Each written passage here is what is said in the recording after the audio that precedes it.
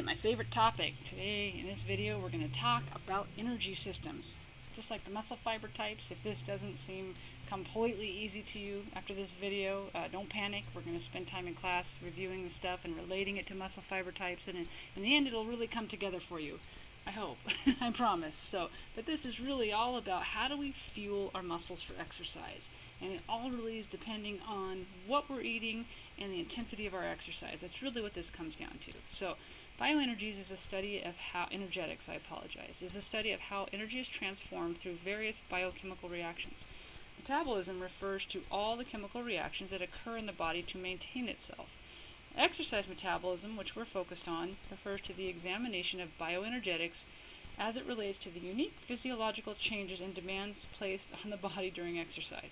So in English, exercise metabolism is really how do we convert our food into exercise to meet the demands of the working muscles.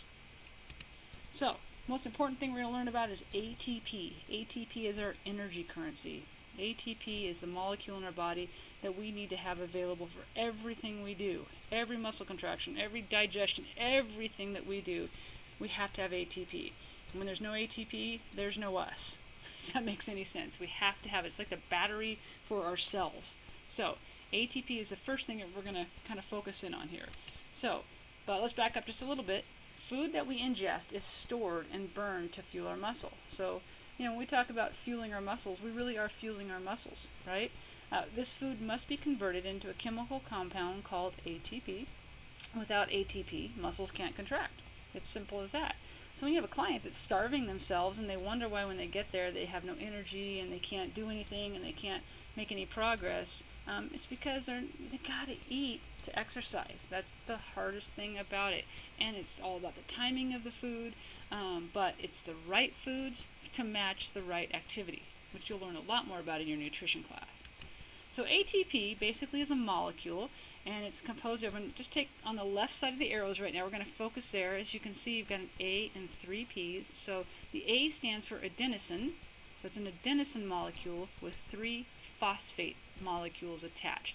So floating around in your system right now, in your muscles, blood, whatever, you have these ATP molecules. They are an adenosine molecule with 3 phosphate.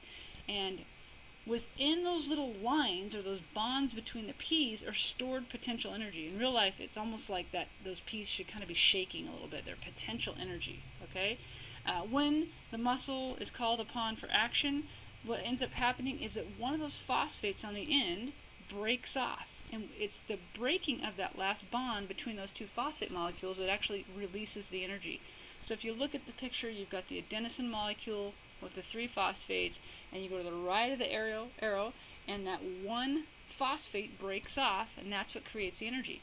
So now this broken down ATP molecule is now an ADP molecule, adenosine diphosphate. And so it's an adenosine with 2 phosphates, and now we've got this free floating little phosphate floating around in the bloodstream. So wherever you are, you've got, in your system, you've got full ATP molecules, and then you've got some ADP, and then you have individual phosphate molecules floating around, and you have another molecule that we're going to talk about in a minute called creatine, which is going to spark the interest of some of you guys. But the whole idea is that we're constantly breaking down ATP and then taking the components that has been broken down into and bring it back to create more ATP. It's just a constant cycle.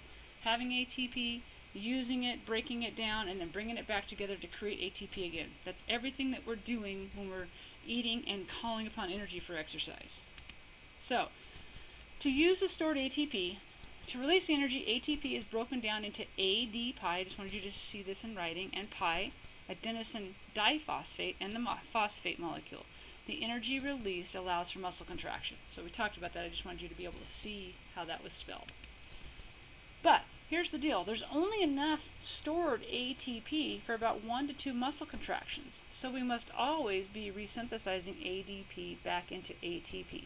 So it seems like we'd have a lot of this, but we really don't. We're just constantly an ATP producing factory. So fuel and energy for this comes from carbohydrates, fats, proteins, and this other molecule that we have stored in our body in very limited quantities, creatine phosphate. These fuel sources resynthesize that free phosphate molecule back to an ADP and latches back onto an adenosine diphosphate molecule to reform ATP. Hopefully that's making sense with you so far.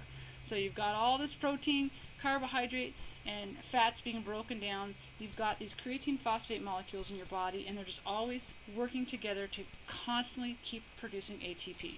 So let's go back and talk just quickly about some of our substrates of nutrition. So proteins, carbohydrates, and lipids constitute the main substrates used to transfer metabolic energy to be used for all types of cellular activity. In other words, there are fuel sources.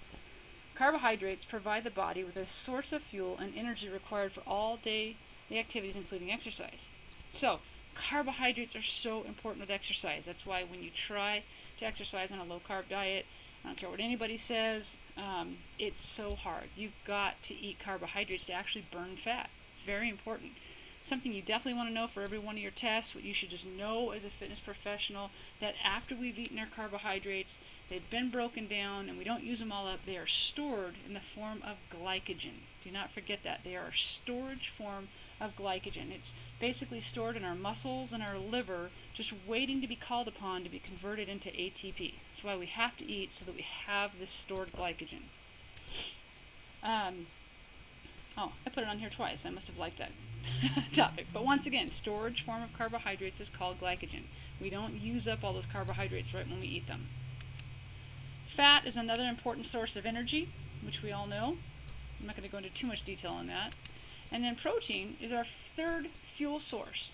But obviously, if you've learned anything so far, you'll understand that we really don't want to use protein as our fuel source, right? We want to hold on to that protein for muscle building and increasing our metabolism. So that's the reason we talk about carbohydrates are protein sparing. We really want to spare that protein. We want to use fats and carbohydrates as our fuels so that we can have our protein for muscle building, but also for lots of other chemical reactions in our body.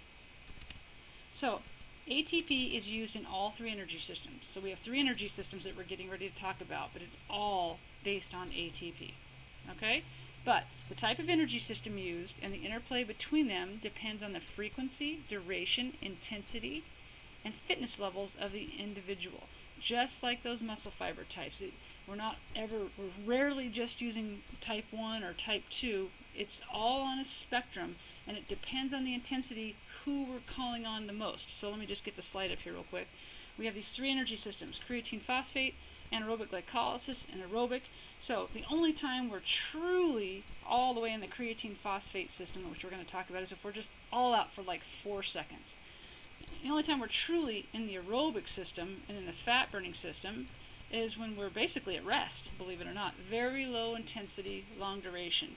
But everything else is somewhere in between. It's on a spectrum. It's more of what percentage of the aerobic system am I in, what percentage of the anaerobic glycolysis system am I in, or what percentage of the creatine phosphate system am I in. I'm rarely in just one. I hope that makes sense. So, things to remember about energy system, just like I told you, all three turn on at once no matter what the activity. They're all there. They're all contributing something. It's just a percentage. Now, the three energy systems are not like traffic lights. One does not switch off and another one goes on. However, depending on intensity and duration of the activity, one system will contribute more than the other two. So, first system we're going to talk about, the ATP-PC system, phosphocreatine. This is any system that, any exercise that we're doing that's basically less than 30 seconds. Okay, it's the highest rate of energy production, lowest total energy capacity. Now, I'm going to back up real quick. We have one other system before this. There's technically three that we talk about, but there's really a fourth. And the other fourth, and I don't have a slide on it, is just the ATP system by itself. So we've got the ATP system, and then we have the ATP-PC system. The ATP system is just basically the system we call on when we are just got to grab what's in the bloodstream, and that's it. Something super powerful. One max lift. One full-out sprint for like 3 seconds, right? So you're just grabbing whatever ATP is in the system, but there's no time to even produce more. I think it's from 1 to 4 seconds. But still, the highest intensity exercises, we're usually calling upon this system, the ATP phosphocreatine system. Depending on which literature you read, it's anywhere from like 4 seconds up to 30 seconds. You're going to have different sources are going to tell you different things, but same thing. It's still in your highest intensity exercise, sprints, powerlifting, things like that. So going backwards, just as a reminder, besides ATP floating around, we also have those phosphocreatine phosphocreatine molecules floating around in very short supply. Okay, but they're there, and you're going to find out here in a second how they're involved. So when PC is broken down, energy is released for resynthesis of ATP. So you remember I told you that and we've got to get the ADP, we've got to get it back to ATP. Well, when there's no oxygen available and we have very little time, what the body does is just grabs these phosphocreatine molecules that are floating around, and they break them apart, and there's energy released when they're broken down because of that creatine, and that allows the energy to create the ATP again. And I think I have a couple more slides on that. So ATP breaks down to ADP and phosphate to release energy, and then the ADP and pi must reform to ATP. I've repeated this 5 times just so you get it.